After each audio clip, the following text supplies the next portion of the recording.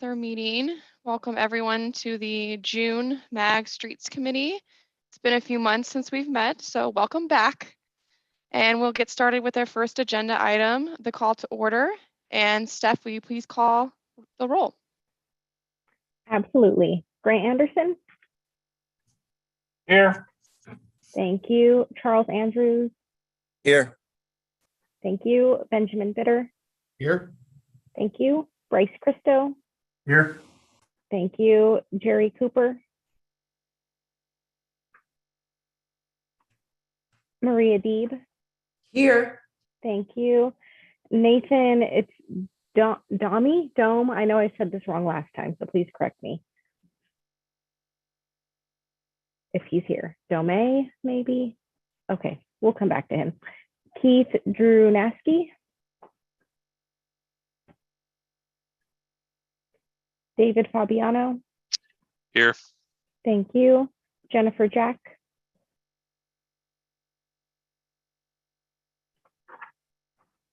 Kevin Lair.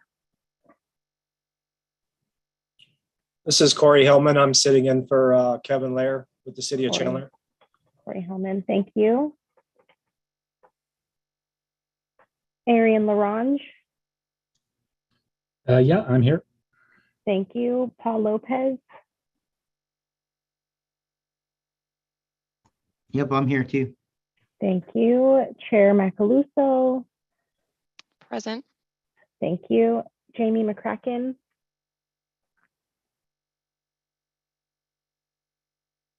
Mark Moore. Brad Novacek. Steve O'Brien. Here. Thank you. Dana Oswiani. Hi, I'm here. Thank you. Herman Pedrahita. I'm here. Thank you. Matt Reed. Here. Thank you. Patrick Sage. Here. Thank you. Christopher Salas. Raquel Schatz. Here. Thank you. Leticia Vargas. Here. Thank you. And Christopher Wanamaker.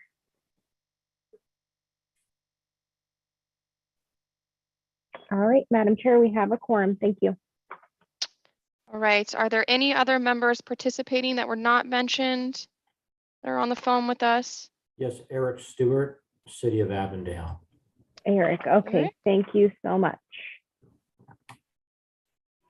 All right, with that quorum, the meeting of the MAG Street Committee is called to order. And as a reminder, please mute your microphone to eliminate any feedback. You will have the opportunity to raise your hand in the chat to be recognized, at which time you can unmute your microphone to talk. When you begin speaking, please state your name and your organization. Item number 2 is call to the audience. Members of the public were asked to submit written comments related to this meeting through the MAG website. Comments may be sent at any time leading up to the meeting, but must be received at least 1 hour prior to the posted start time for the meeting. This is the opportunity for the public to comment on items that fall under MAG's jurisdiction that are not on the agenda, or that are on the agenda for discussion and not for action. MAG staff, have we received any public comments? Madam Chair, we have no public comments for this item or any other item on the agenda. All right, thank you. And with that, we will move on to item number 3, the transportation staff report. And MAG staff member Patrick Strone will now provide updates and a report to the committee. Patrick? Thank you, Madam Chair, members of the Street Committee. As you said, been a long time, a few months since we've gotten together. I just have a couple of brief updates. First, wanted to welcome 2 new members to the Street Committee. First, Raquel Schatz from the City of Apache Junction, and then also Kevin Drew-Nasky from the City of Litchfield Park. So thank you both for agreeing to be a part of the committee. Look forward to working with you both in the future moving up. And then second item I have, and unfortunately I neglected to get it onto the agenda item. I want to talk about the second supplemental closeout. This was an item that had started in April at the Transportation Review Committee based on feedback we'd received from member agencies about increasing costs kind of a shameless plug for a later agenda item. We had the opportunity to go back out and do a second supplemental closeout request to cover construction increases in fiscal year 22. The first round of increases went through the MAG Policy Committee and were approved by Regional Council on May 25th. And with that, Madam Chair, that concludes my report. Thank you. Thank you, Patrick. All right, item number 4 is the approval of our consent agenda. The only thing on our consent agenda is the meeting minutes from our February 8th meeting. If you have not already, please take the time to review this.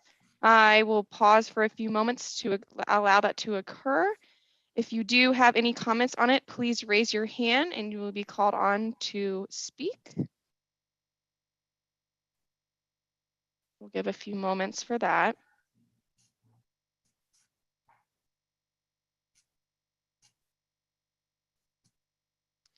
All right. Whenever we're ready, could I please have a motion to recommend approval of the meeting minutes of the February 8th meeting? So moved, Madam Chair. David Fabiano, Town of Gilbert. Thank you, David. And do we have a second? Second, this is Maria with the City Mesa. Thank you, Maria. So we have a motion from David and a second from Maria. Because this is an action item, we're going to do roll call for a vote on the motion. When Steph calls your name, please indicate yay or nay. Steph? Thank you, Madam Chair. Grant Anderson. Aye. Thank you. Charles Andrews. Aye. Thank you. Benjamin Bitter. Aye. Thank you. Bryce Christo. Aye. Thank you. Jerry Cooper. Maria Deeb. Aye. Thank you. Nathan Dome. I know I got that wrong last time, so please correct me. You did this perfect the first time, so that was great. Yeah, I'm good with it. Dome. Okay, got it. Thanks. Thank you so much. Keith Jernaski. Aye. Thank you. David Fabiano. Aye. Thank you. Jennifer Jack. Corey Hillman, City of Chandler. Aye. Thank you. Arian Larange, I think you are ex officio, non-voting. Paul Lopez. Aye. Thank you. Madam Chair, how do you vote? Aye. Thank you. Eric Stewart. Aye. Thank you. Brad Novacek. Aye. Thank you.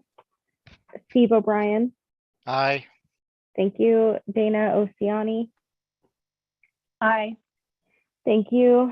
Herman Pedrahita. Aye. Thank you. Matt Reed. Aye. Thank you. Patrick Sage. Aye. Thank you. Christopher Salas, are you on? Doesn't look like it. Raquel Schatz. Yay. Thank you. Leticia Vargas. Aye. Thank you. And Christopher Wanamaker. Is there anyone that I missed in this roll call? All right, thank you, Madam Chair. The motion passes. With a motion and a second and the members polled, the motion passes. Sorry, Steph. All right, item number 5 is the update on Interstate 10 Loop 202 to State Route 387 improvements. This item will be presented by Quinn Kiwi Castro, the MAG Transportation Engineer. And Quinn, whenever you are ready, you may begin. This item is for information and discussion. Thank you, Chair. Good afternoon, Street Committee. Again, I'm here to present on an update on the I-10 from Loop 202 to State Route 387 improvements. Next slide, please. So as you know, MAG Regional Council approved the Momentum 2050 Regional Transportation Plan on December 1st of 2021. As part of the RTP, significant improvements to the 26-mile portion of I-10 between Loop 202 and State Route 387 have been identified. This section of I-10 was constructed in the 1960s, and ADOT has been working to expand and modernize this facility over the last 20 years. in response to significant growth in Maricopa, Pinal, and Pima counties. While the portion of I-10 between Casa Grande and Tucson was recently widened to 3 lanes in each direction, the section from Phoenix to Casa Grande only has 2 lanes and continues to experience heavy congestion. These improvements are needed to improve consistency and reliability in travel time for both regional and international freight transportation, to increase capacity in response to traffic and freight demand through the corridor, improve safety in a corridor that already experiences a high rate and severity of crashes, and to reduce diversion traffic onto local roads and land. Next slide, please. So this slide is a brief overview of the project development process, starting with the design concept report and environmental assessment, where the needs of the project are identified, moving into final design, where there is the the selection of an alternative, and movement into a complete design for your roadway improvements. And then construction, which is the construction of a project. And your right-of-way generally runs parallel with your final design. Next slide, please. So phase 1 for this study is underway, initiated with 2 studies in 2019.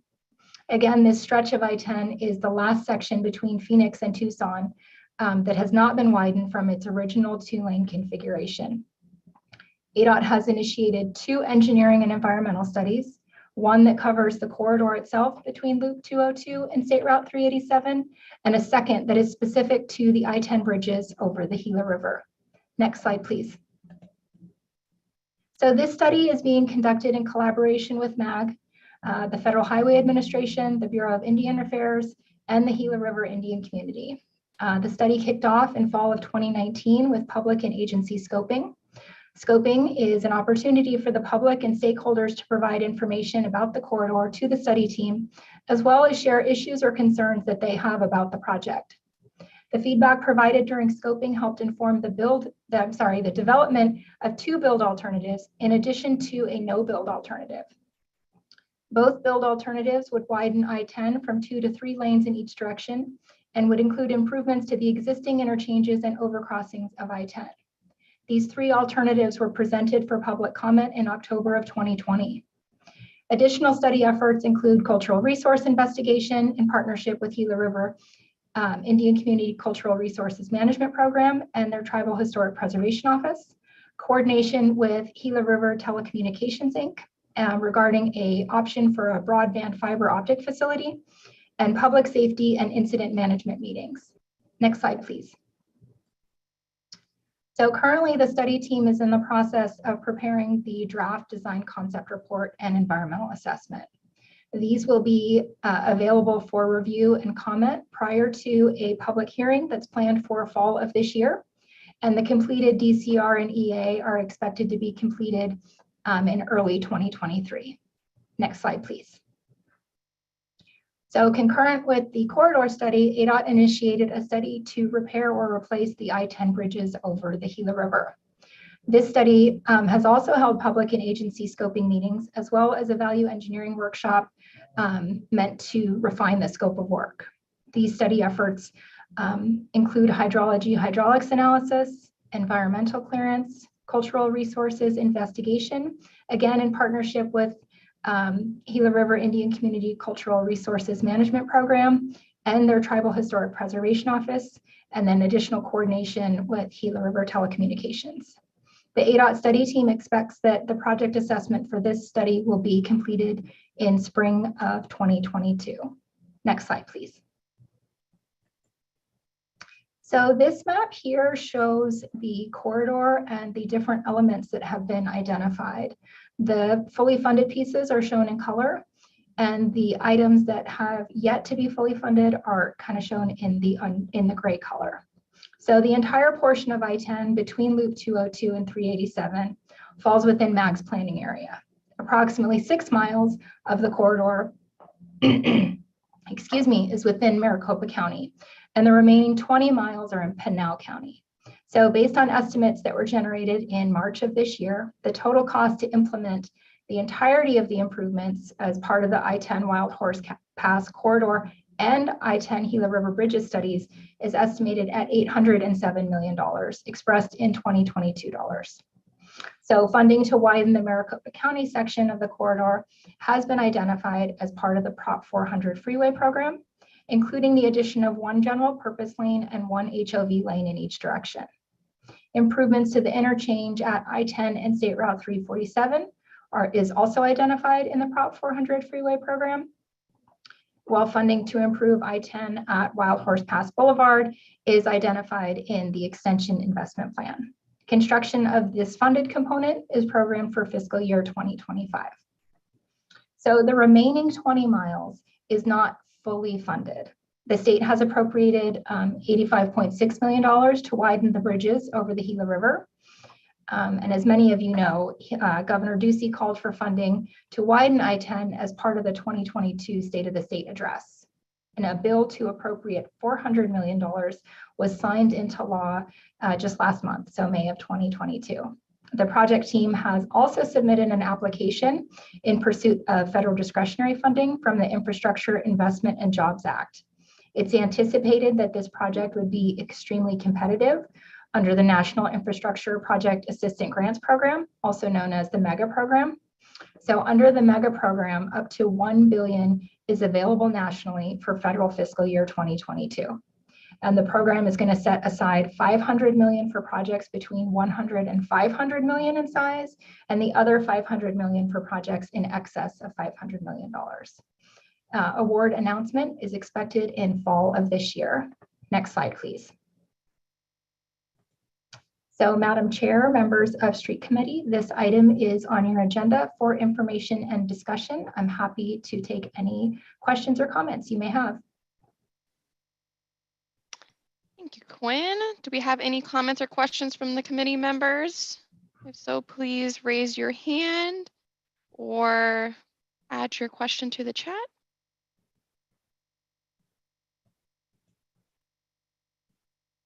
I see that David Fabiano has his hand up. All right, David, please unmute yourself. Thank you, Madam Chair. You had said the environmental study was going to be concluded in the spring of 2022. Has that work concluded at this time? Madam Chair, members of Street Committee, Mr. Fabiano. So the environmental assessment is anticipated to be completed in early 2023 for the corridor. So next year, approximately January. Thank you.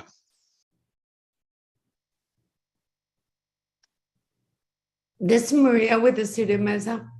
So the portions that are not yet funded because of the cost of getting them all done, is there a prioritization, and are you going for grants in the infrastructure bill as ADOT, as the region, or as a specific county or city? Thank you. Madam Chair, members of Street Committee, Maria, yes. So while the entire corridor is not yet funded, the grant request that ADOT submitted with support from both MAG Regional Council, Gila River Indian Community, as well as a number of other cities. I think many of you submitted letters on behalf of ADOT as well in support. So that would fully fund the entire corridor. Sorry, this is Maria again. So with the expectation that everything gets funded, but if not all the funding is obtained, is there a action B plan, another plan of pursuing this type of funding? So Madam Chair, members of Street Committee, thank you for that clarification, Maria. So the segment that's within Maricopa County is currently fully funded. And then there is an additional, gosh, off the top of my head, I want to say 500 million, so 400 million that was appropriated by the governor last month, as well as 86.5 million for the bridges that's available for the remaining 20 miles of the corridor. ADOT is currently working on determination of what would be built should they not be successful with their grant application?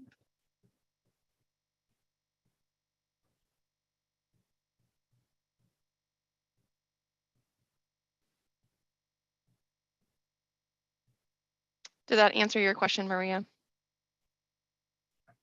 Just to confirm. Yes, thank you. All right, any other questions? I'm not seeing any other raised hands. All right, thank you, Quinn. Great presentation. Thank you. All right, we will move on to item number six, the fiscal year 2023 update. This item will be presented by Patrick Stone, the MAG Transportation Improvement Program Supervisor. This item is on the agenda for information and discussion, and whenever you're ready, Patrick, you can take it away. Awesome. Thank you, Madam Chair, members of the Street Committee. Again, good afternoon. Pleasure to be here to present this item. So this item is to discuss fiscal year 2023 and MAG's outreach effort with member agencies. Goal of this item is to improve communication and assist agencies with the successful delivery of their projects. First way we intend to do this is meeting with individual agencies. Intent is to have these initial conversations with member agencies starting next month in July, potentially falling into August.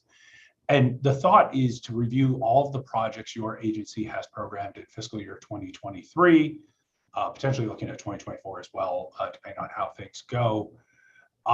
And I apologize, I should have clarified this in advance.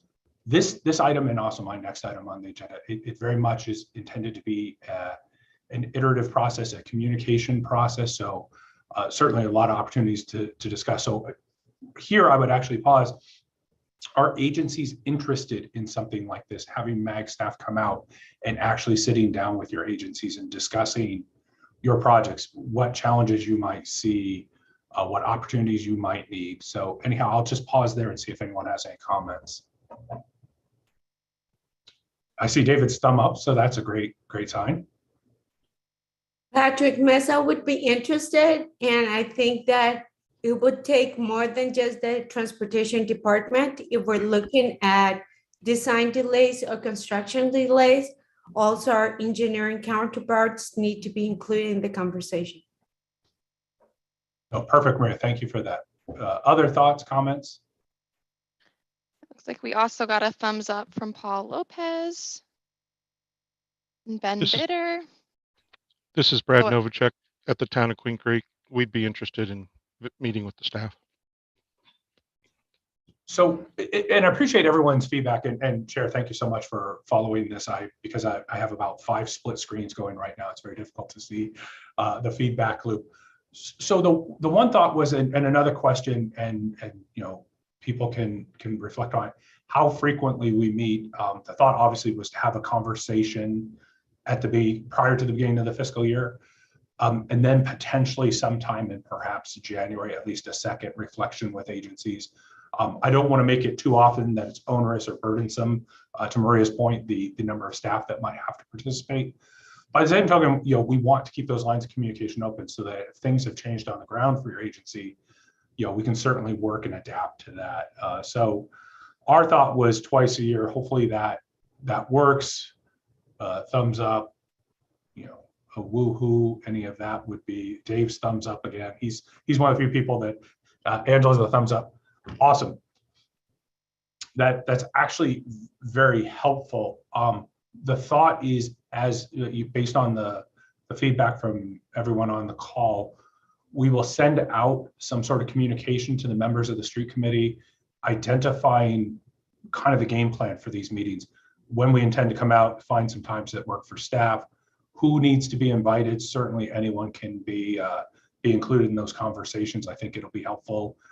We'll be bringing the appropriate MAG staff to assist with any questions you might have. And then kind of what the thought was is to have those conversations about how's the schedule doing, how the budget's doing, a teaser for item 7. Are you looking at closeout funding for that upcoming year? Do you think you might have a project deferral? And the goal is to, as early as possible, have those thoughts about where things will be sitting. So I appreciate the feedback. It's very helpful. So moving on to my second bullet point, because the first one actually bleeds into the second. We just got finished with the workbook cycle. It went to the MAG Regional Council to accept those workbooks. As we did these, we transitioned out, as you know, Steve Tate retired earlier this year. Aisha from my staff did a phenomenal job of working on getting those workbooks out and communicating with member agencies. One thing we realized as we got feedback from agencies is maybe those workbooks don't hit the mark. So as part of those conversations we'll have with member agencies, it would be looking at, are we providing value to the member agencies? Similarly, are you providing value back to MAG? Are we getting what we're looking for? Do we need to tweak those? One thing we did find, regardless of how we move forward, is we used a singular workbook, and we really noticed it with some of our member agencies. When they have procurement projects, a construction workbook does not work well for a procurement project. They don't track the same way. So we'll be looking to have those conversations with your staff. Do these make sense? Where these come from and why we do them, the federal funding programming guidelines require us to go out twice a year and have that conversation with member agencies about progress on projects. But we want to figure out, are we actually asking the right questions? Are we getting the right information? So that's one thing you will see. I don't know if anyone, and I'll stop here for a moment. Does anyone have just top of mind feedback on the workbooks?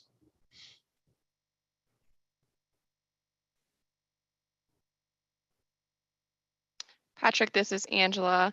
I would say for the workbooks, from our perspective, we do utilize them, especially for newer staff, to get the hang of everything going on. So I definitely feel like there is value in it, but I do see your point in kind of the open lines of communication, that it does go beyond the workbooks.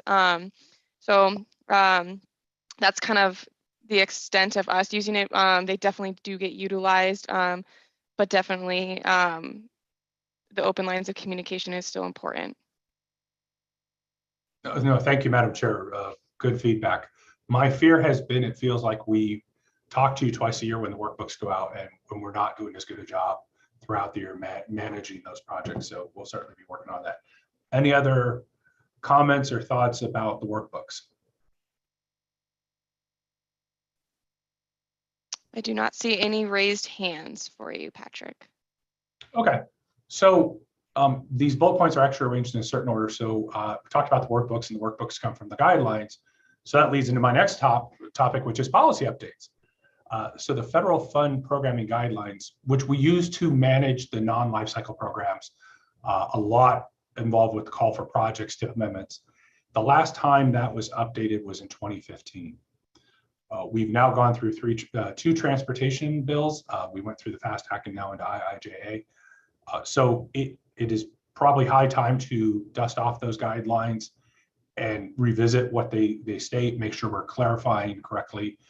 We found some items where make sure we're kind of clarifying that it reads well for agencies. So what you'll see as well, probably not when we do the first foray out next month and in August, talking about 23, but probably later in this fiscal year 23, we'll be coming back with the policy updates to the guidelines, probably speaking with the street committee. Hey, do you have any thoughts, feedback? This was confusing. I wish it was laid out a little differently, stuff like that. Ultimately, these items will go through the policy committees at the appropriate time to get those updates approved. But it has been something on our radar for the last little bit. So those will be coming through later this year. So just again, something to put on your radar. And then the next bullet item, call for projects. We will have a call for projects in fiscal year 23. The first call should be going out in August. It's a very small call. Every other year, we do have a smaller call for projects. This is the small year. So we will have fiscal year 24 roadway safety projects. They're managed out at the safety committee. And then maybe of interest to this committee, we will also have fiscal year 2023 PM10 street sweepers. So that call should be going out, looking at the beginning of August. Applications due mid-September, very similar to last year's call. And then one other, which doesn't necessarily apply to this committee, but probably of interest given the many hats most of you wear, we will also have a call for projects for SM&O. That should go out probably a little later than this next call. We haven't finalized the schedule. but we are looking at about $9.4 million in that call for fiscal year 24 and 25. With that, and then my final bullet point was if there are any other items. So Madam Chair, I'll pause at this point to see if there are any other comments, feedback, thoughts about fiscal year 23. Do any of the committee members have any comments, questions, discussion? All right. Well, thank you, Patrick. I think we will move on to item number 7, which is impacts of higher construction costs on projects, a very hot item. And it will also be presented by Patrick Stone. This item is on agenda for information and discussion. I do want to make a note that we do, as Patrick does go over this, if all the committee members could think really hard, and we would like to have an open discussion of any of those items to share how your agency is doing, where you're at, just because this is a very hot item for us in the region. So Patrick, take it away when you're ready. Thank you, Chair. Again, pleasure to, well, maybe not as much of a pleasure to bring this item given what the topic of this item is, but it really is to discuss higher construction costs on projects. Where this came from, this is actually an offshoot of an item that was presented at the Active Transportation Committee in May. Kay Bork, who's MAG staff member that staffs that committee, I thought they did a very good job. And I thought the committee had it was an interesting discussion, and it's been top of mind. We've seen this come up at multiple things. You saw it in Quinn's item, we're seeing it all over. So the thought was to bring this in front of the committee and just discuss how are the construction and the inflationary impacts affecting member agencies. You can see I have 3 bullet points on the screen. I will actually come back to those. I have some additional slides I want to kind of set the table with, and then we'll kind of roll back up into this slide. So if we could get the next slide, please. So first I wanted to talk about, and really what the next 3 slides are, is closeout that occurred in fiscal year 2022. It was a very unusual year, and I'll kind of walk through why. Per our guidelines, which we discussed in the previous agenda item, once a year we go out to MAG member agencies, and if we identify there's additional funding available, we do a closeout cycle. Normally happens in the fall. As you can see, the cycle was in October, last October. We had $30 million available that we provided out to member agencies to submit requests. In our normal closeout, we have a kind of a hierarchy of those closeout requests. First being advancing projects. Do we have any projects in fiscal years 23 or 24 that can be advanced into fiscal year 22? After that, we look to address shortfalls on current program projects in fiscal year 22. And then finally, we look to fund potentially design and right-of-way for projects currently programmed with federal funds in the TIP. As you can see on the slide, we received 31 requests, approximately $18 million was asked for. Regional Council approved all those requests in January of 2022, and it left a balance of $12 million. So if we move to the next slide. So based on the balance that we had, the $12 million, decision was made after the closeout cycle that was approved by Regional Council to do a second or a supplemental closeout, which we notified all the committees in January of 2022. Similar to the first closeout cycle, same requests, $12 million available. And as you can see on the screen, we received 12 requests totaling just about $6.2 million. So at the end of the second closeout cycle, another almost $6 million was left on program. So we can get the next slide, please. So in the interim, after that was approved in March of 2022, we started receiving queries from member agencies expressing concerns about rising construction costs, especially difficult in that for these projects, working with ADOT and with your intergovernmental agreements, it notates that any additional costs of the project are 100% the responsibility of the member agency. It was kind of a perfect storm. So we had a balance of funding from that second closeout cycle. Plus we had one project that deferred that put a significant amount of funding back into the program. The decision was made to do a second supplementary closeout, or perhaps you could call it a third closeout. 25 million was made available, but this is where things change. Instead of allowing for project advancements or design and right-of-way phases. Because of the lateness in the year, the decision was made to only fund construction increases, cost overrun shortfalls, however you want to view it. And the other thing we did, which was unusual, is this was done on a first come, first served basis. So we did not do a formal call. We reached out to all member agencies that had projects out there and we said, hey, do you have something? Are you looking at shortfalls? Do you need additional funding? We got this approved through the committee cycle, starting in April TRC, going through May Regional Council. And we were able to fund an additional 8 requests from 6 agencies for a total of $7.2 million. All of those requests were approved last month, as I said. So that kind of hopefully sets the table for where we're at. If we could move up to the prior 3rd or 4th slide, please.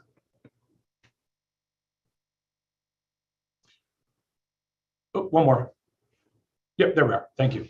So that's where we're at today. We see higher construction costs. So we're looking twofold, or my ask, and to the chair's point, to hopefully have a good discussion, is it's not just necessarily those projects MAG is funding. Are you seeing local agency projects seeing significant increases? Are certain types of projects perhaps seeing more than others? And really the largest point, it's the 3rd bullet point. So what are you doing? Are you looking at cutting back scope? Are you looking at closeout funding? Are you looking at having to go back to your elected officials for additional local funding to do these projects, perhaps deferring or even canceling those projects? And at that point, Madam Chair, I will pause and hopefully turn it over to a robust discussion. Thank you, Patrick. Does anyone want to kick us off for this discussion? Angela, I'll go ahead and jump in. It's David Okay. Fabiano. And Patrick, for Gilbert, we were kind of in an oddball situation when it came to transportation. We had a $500 million general obligation bond that was kind of hung up in a court challenge. And so we were kind of sitting on our hands because we didn't have really anywhere to go to for any source outs, any funding. We've been seeing increases all across the board. How we're dealing on them is kind of on a case-by-case basis. Trying to get projects in place. Most of the transportation work we're doing right now, in fact, I think all of it that we have actively in construction is being done via an alternative delivery. So we're negotiating into those prices and trying to have ways to just deal with it via the budget. But the work that we're actually be able to complete is being reduced because we are seeing increased costs across the board. Thank you. Maria, go ahead. Thank you, Angela. So we have seen increase in our projects, not only rising unit costs, but also delays, which add time, and the contractor is asking for more cost because of that to secure not only material, but also staff that work on that construction. In addition to that, because some of our projects border other agencies or other projects, we're having to set up things that weren't anticipated, like temporary traffic control units for 6 months, creating a safety barrier where we thought that we could open at the same time. Now both agencies are not being concurrent in opening the project. Because our construction projects last not a fiscal year and bleed over, and there is a process for any change order to be approved. Anything that is outside of a contract or that changes the unit prices at the time that it was awarded has to go through a process, and our council only approves 10% over the awarded price. And if we exceed that 10%, we have to go back to council. In our cases, I know that I have reached out to MAG several times on what to do on our federal projects, being them grant or LCP. And I'm working with ADA to determine if they will allow for them to be considered eligible under the federal terms, we have to do other things. So is my way to say this is very convoluted.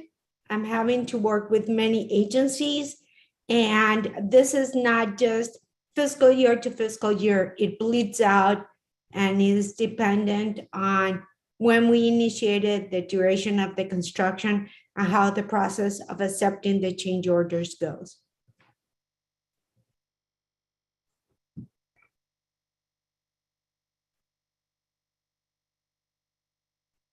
So I'll try and stir the pot a little bit for the conversation, because I think, Maria, you bring up a good point, David, even a little bit to your point. We looked at 22 and we saw where the increases were happening real time with projects actively in construction, but where are member agencies looking at those projects perhaps in 23? Are you starting to have to think about, we can only do so much next year. Some things are going to have to be, I think someone talked about, maybe how we prioritize projects. Maybe that was you, David. So what are agencies looking at as far as into the next year? And I apologize, I'm very naive on this process. I know there's quite a bit of lead time in developing your CIPs and your budgets. So how do you pivot on those items? It's like Nathan unmuted himself. Just in case. No, I guess I can chime in that, yeah, we're looking forward to the projects that we have, and I think our primary way we're trying to handle this increase is through scope changes. So we want to keep these projects, we want to keep them going, but we know that this construction increase is definitely dragging a lot of our projects, and we're seeing increases on our estimates that are staggering on some projects. So we're just trying to focus mostly on changing the scope and trying to not cancel projects. That would be our goal, is to try and not cancel projects as much as we can while changing the scopes to make it work. And Leticia, looks like you had your hand raised next. Yes, thank you so much, Madam Chair and Patrick. So Phoenix is definitely doing a little of the above, as everyone else has described. We've even tried rebidding projects, obviously with little, we're trying to stay positive, but yeah, a little difference in the outcome in terms of rebidding projects. In terms of planning for next year, we are still going to be doing our internal call for projects, but as you allude to, we're going to more than likely just create a prioritization list, and that list may not get funded, and that's just the reality of our world that we live in. But we are definitely going to take a temperature and a gauge on what the needs are, so that we can definitely document it. And who's to say, if there's funding opportunities through, the IIJA or any other, we're keeping our eyes and our ears open for any and all opportunities. So just trying to be creative with any and all funding opportunities, because obviously we're in an opportunity with the infrastructure bill to hopefully take advantage even within our own region. Going to your question, Patrick, about does the IIJA impact any new calls for CMAQ and for transportation alternatives? I was kind of hoping I'd hear opportunities that would open up for the region there, but I'll be patient. No, Madam Chair, members of the Street Committee, Leticia, great point. We are working through the impacts of the IIJA. One of the challenges for us, and challenge for ADOT as well, I can certainly sympathize with them, having worked there for many a year. While we saw the bill, we saw the numbers, and I know Aaron's on, it does take time for FHWA to digest and put out what really the impacts of IIJA were, what those regional impacts are, what does MAG see. So it has taken time. We're still waiting for guidance on some of the new programs. One of them being the carbon reduction program. It's a new formula funding program that we're waiting to see how that will get implemented. So the intent is later this summer, we will start having those conversations with the policy committees to kind of look at, exactly to your point, Leticia, what do we do with those additional dollars? How does the region utilize those funds? One of the challenges that people, I think, can appreciate we program out many years. It takes agencies time to develop projects. We always say 18 to 24 months to develop projects. Some of that funding was in fiscal 22, so it does become somewhat of a challenge to how do you utilize those dollars in the short term and in the long term. But definitely stay tuned. We'll have some of those conversations going through policy committees later this year. Maria, you have your hand raised if you want to unmute. Yes, thank you. Patrick, the city of Mesa is committed to the projects that are actively in construction. And we are looking at cost increases in actual time, but we're also looking at the current ALCP projects that are remaining. What can we do in terms of prioritizing them? Because what used to be done with 5 million is now being done with 8 or 10. And so because we as a city have to upfront the money, even if we get reimbursed more because the cost increased, we just have to look at that availability that the city may have to upfront the money. I think that sometimes it is challenging working with MAG because and I'll say it simply, the process of reallocating funds from one project that we know that is not going to be done to one that is our priority is cumbersome. If it's not the only project in the corridor, then we can only get change in 1 year or every 6 months with the LCP project tool. So things are not easy from the programming standpoint, nor the funding standpoint. No, Madam Chair, Maria, certainly appreciate the comments. I think, to the previous agenda item, part of why we want to have those conversations with member agencies earlier and often, hopefully, is to identify those questions. I see Mr. Fabiano has his hand. I will throw out a nugget because I thought Nathan raised a good point, and really I want to kind of take what Nathan said and overlay what Maria said. It was a great point. We have 5 million and now it costs 8. Well, if the 5 million only stays the 5 million, you now have to get 8 to fit into 5. And I thought Nathan made a good point. Hey, if we're still trying to do the project, what do you start peeling back first? Do you start maybe looking at certain amenities and certain things to say, well, if the core project was really, we were going to do a capacity addition or we were going to improve an intersection, how do you figure out to still deliver that base project, and where do you cut those corners? And I sympathize with member agencies that have to make those hard calls. David, did you have something to jump in on, please? Yeah, I was going to add a little bit more to it because it's a very complex situation, Patrick, that is not so simple.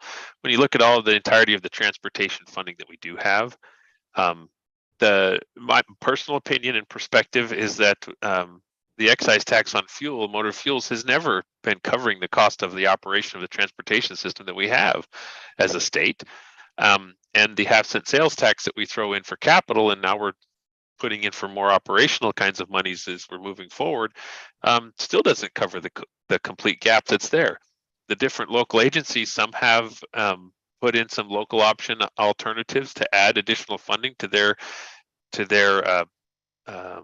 needs that they have within their communities, but that's not uniform across the region.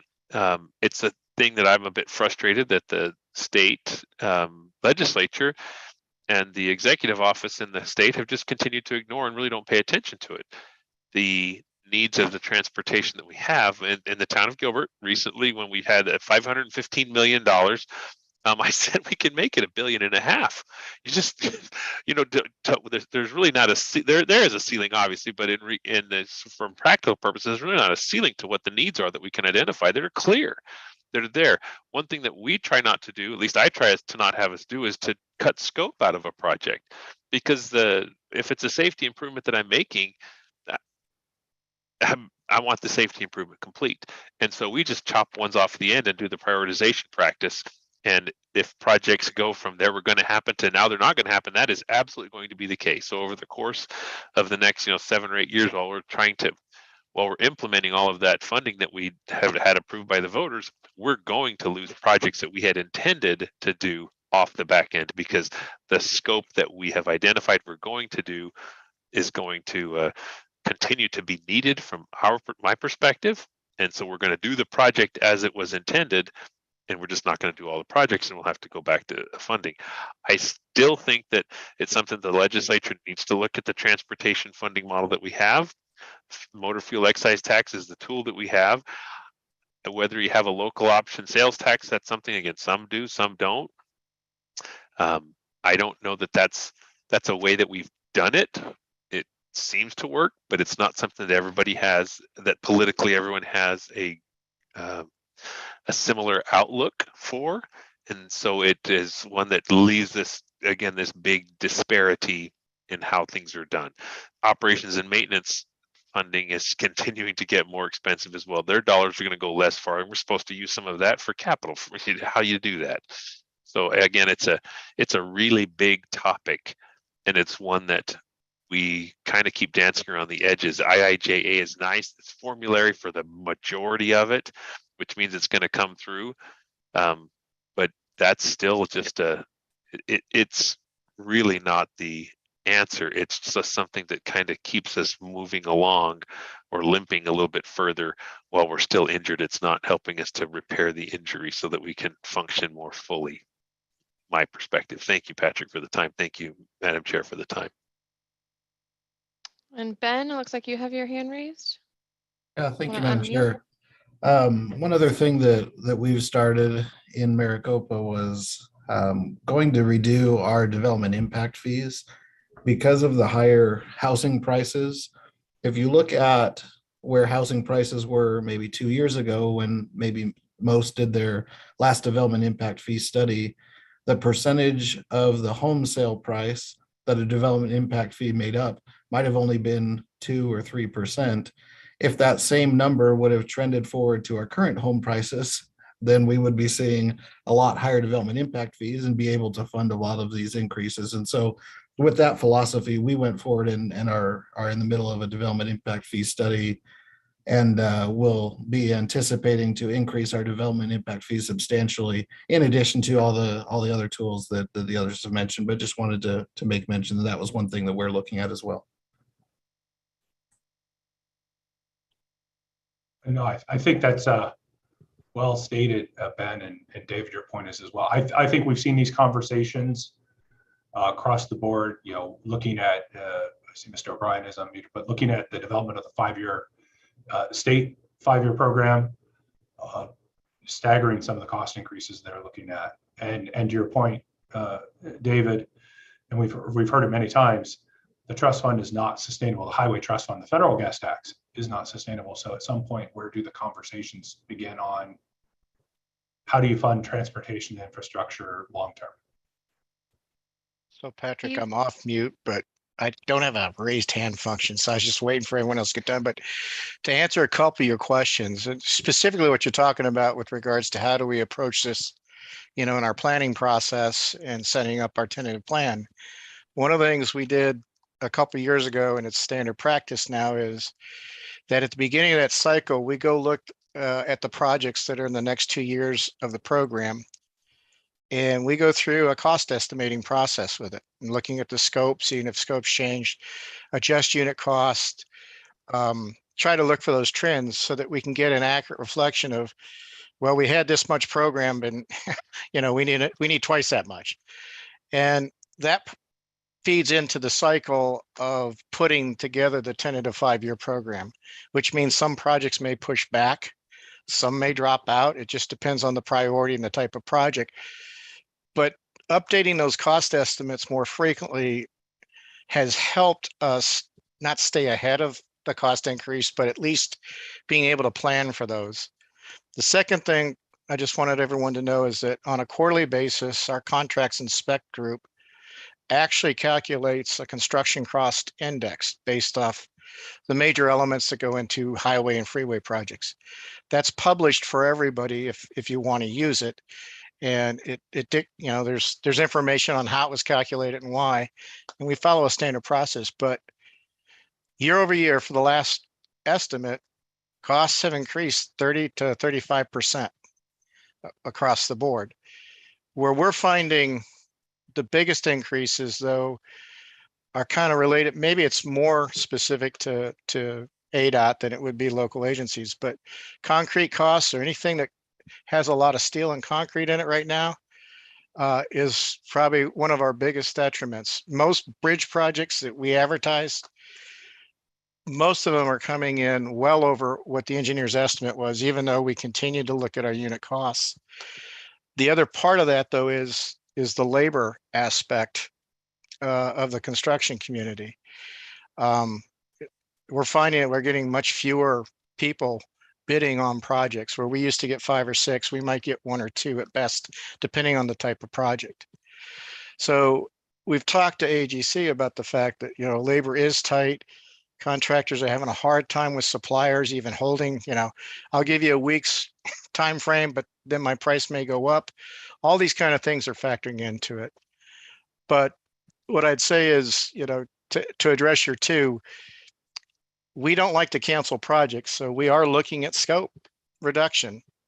It depends on the project. Obviously, if it's a safety job, like David was saying, that's something, you know, we have to be very careful about. But if, say, it's a pavement pres or a pavement rehab project, it just might mean we have to do a mile or 2 miles or 3 miles shorter than what we'd hoped we could. But we'd rather do that and keep a project out on the street versus just completely canceling it and moving forward. So that's all I had. Thanks. Anyone else want to add? I will, since we don't hear anyone, I will Hey, just add from Angela, go ahead. FYI, we actually start our, what month is this? This is June. So next month is when we're starting to build the budget for next year's adoptions. Right after the one gets adopted, then the next month we start on the next year. So it is, and we look at, like Steve did, we look at every project's estimates every single year. Because if you don't, you're going to get caught in a bad way. I think that's a good point, David. And the same thing for the county. I think we kind of all have a similar outlook on what we're facing, at least for the next, for budgeting purposes, looking out, you know, more than the year, but trying to keep tight for the next year. And I think Maria had a good point in trying to at least keep those priority projects, we'll say, alive in our tips, but newer projects, even trying to get them at the end of the tip is very, very difficult, or a tip or CIP, depending on your agency. And so some of the newer projects, we're even looking at beyond that, and it's not something that we like to do.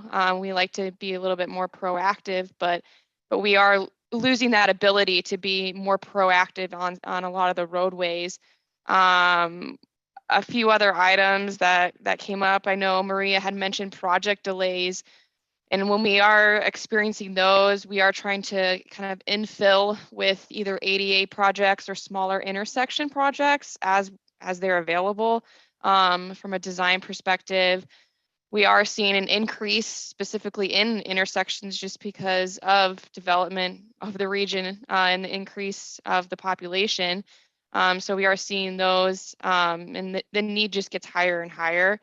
I think I agree with everyone. The costs can be anywhere between a minimum of 15% to sometimes 40%, depending on the project. And in some of those projects, the scope is already minimized. And so there's not a lot of flexibility in cutting them. Yes, there are some projects that we can, like Steve said, kind of do a smaller amount and kind of have the project go over a couple years as opposed to a year time frame of what we were expecting. But yeah, I think all of us as agencies and all of the committee members had very good points collectively in what we're facing. I'm just gonna look through to see if we have any other comments. Otherwise, Patrick, if you want to wrap up this agenda item. And Madam Chair, thank you so much, and everyone who participated, thank you. and even to those committee members who didn't, but if you think of things offline, certainly reach out. I think this will be part and parcel, and kind of why we looked at having those conversations with those agencies is, what are you looking at? What are your strategies? As we talk about the projects you have programmed for 23, will you be looking at closeout funding? Hey, we have a project that might have a need, to keep to David's point, Steve's point, others' points, to kind of keep that scope. We want to keep the scope whole, but we may need those dollars. Or, it's just taking longer to get projects. We've even heard on the design side, designs may be taking longer. Well, if that's the case, are we looking at potential project deferral? So just a huge thank you to everyone. This is actually very informative, very helpful. So I appreciate everyone participating in this item. Thank you, Madam Chair. Thank you, Patrick, and thank you, everyone. We will move on to agenda item number 8, which is the request for future agenda items. Are there any requests by any of the street committee members for an item on a future agenda?